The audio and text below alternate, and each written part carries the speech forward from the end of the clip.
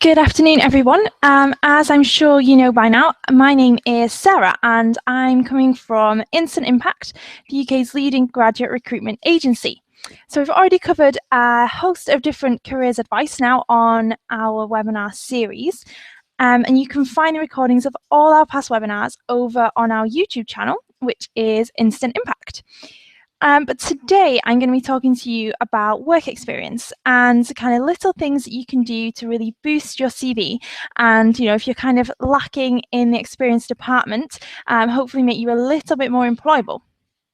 So obviously, if you're a final year student now, you're probably all too aware that graduation is just around the corner, and possibly starting to panic a little bit about what you're going to do post-university and kind of how on earth you're going to tackle the job hunt.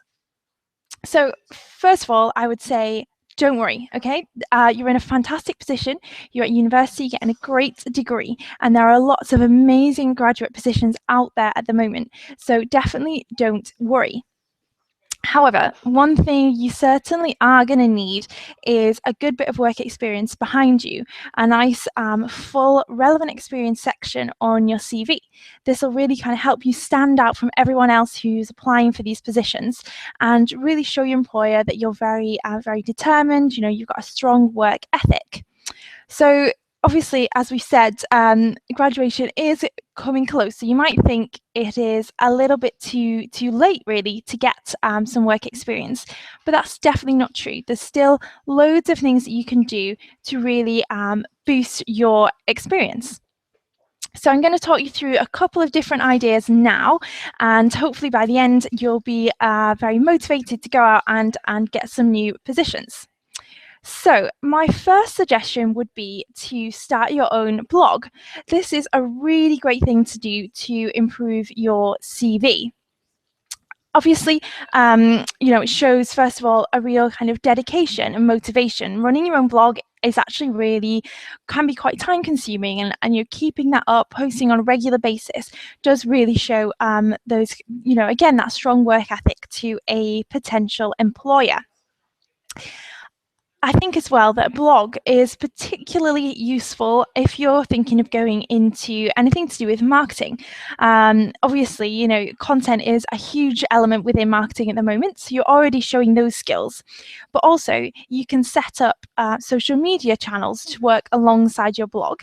And you're there for showing as well you've got the kind of capabilities to build an online following, which is really huge, especially if you are wanting to go into kind of an SME or a startup environment. They'll be really grateful to have you on board if you've got that.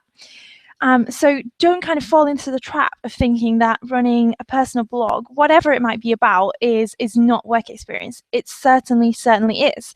I do have my own blog, which is all about nail art. So again, very trivial matter, but it's really helped me to learn a whole host of new skills, including things like HTML, and those are really beneficial in the workplace. My next idea would be to take up a volunteering position. Again, I think these show a great kind of work ethic, and obviously they show a very personable and empathetic side to your personality as well. And that is definitely something that employers look for. Now, you've probably heard a million times already, if you're interested in jobs and careers, how important and how great volunteering looks on your CV. So I won't kind of labour the point too much and bore you with that, because I'm sure you're all well versed. But, don't overlook it. Obviously, here at Instant Prep, we're very pro paid internships. But volunteering for a charity, anything within the third sector is really great way to build some experience. And obviously these positions are slightly easier to come by than paid roles. So again, if you're kind of struggling a little bit and you're a bit nervous about the level quality of your CV at the moment, it is a really great thing to start looking at doing. Now, And my third suggestion is, I guess, quite similar to running your own blog, and it would be to start writing for a website. There are tons of websites out there where you can actually write articles, pitch ideas, and really get involved with the running of the website. Obviously, this is, again, it shows, that real passion for kind of online communities, as well as great written communication skills. So places you could try for this kind of experience would be, BuzzFeed, Hello Giggles, The Tab. Lots of newspaper sites like the Metro, for instance, have a blog section where readers can actually send in blogs. Now, if you do this on a regular basis, obviously you can pop on your CV that you are a contributor to X website, which looks great. And also, this can really open doors. If you send in loads of regular articles to these sites and newspapers, there is even the chance that you will get asked to do this in a kind of paid capacity, which is obviously a fantastic opportunity as well. So this is definitely something I would recommend.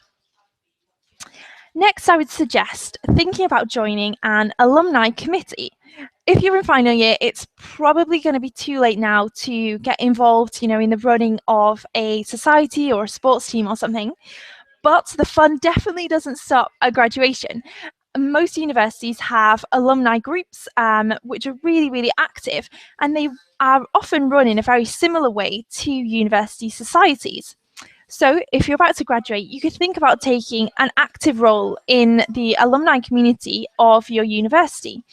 You can get involved, for instance, with things such as planning events, again, writing pieces for their newspaper, magazines, all sorts of different ideas. And this will show, again, loads of great skills, something to pop on your CV. But also, I think what's really great is, again, it shows a level of dedication. It shows your employer that you're going to be a very reliable and very motivated employee, and not someone who is going to, think about moving on after a few months and never look back, because clearly you've shown a real dedication and passion for your university, and you'll probably carry that on into your working life too. And my final point here to wrap up today's nice short little webinar would be to go and get some work experience at your dad's, your sisters, your aunties, whoever's company. Even if you can only get a couple of weeks of, shadowing a family member, it still counts. It still looks great. And I think, this is really important. If you are sat there with next to nothing on your CV, you haven't really thought about your career up until now, and suddenly you're panicking big time. So just go out there and get it. Now, I know that this is unfortunately not going to be kind of an option for everybody. But if you have anyone, even if it's your mum's friend's company, if you can get in there and go and do that, then it's a great thing to do. And what I would say as well is, don't kind of feel embarrassed or awkward about taking up these opportunities. If you have someone who's in a position to offer you work experience, then you shouldn't turn that down. Do not waste an amazing opportunity. Getting a foot in the door, thanks to somebody through your own personal networks, is nothing to be ashamed of. So definitely take the opportunity, get that experience on there, and then go and kind of go even further in your career, go past that, and prove yourself outside of those social networks as well. So I think they're my kind of main points, really. I'm sure there are tons of other things as well that you could be kind of doing to get some last minute work experience, but they're just our recommendations if you are getting yourself in a bit of a panic with graduation fast approaching.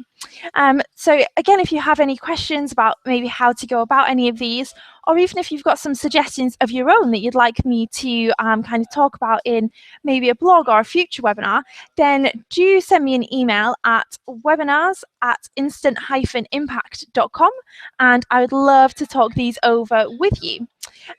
So do be sure to tune in to our future webinars. We have another one coming up next week, which is going to be a really entertaining one, all about kind of nightmare interview questions and the best ways to keep cool and answer them in a very positive and impressive way. So anyway, thank you so much for listening in to today's webinar. I hope I've given you a couple of good tips there, and I'll see you in the next one. Bye now.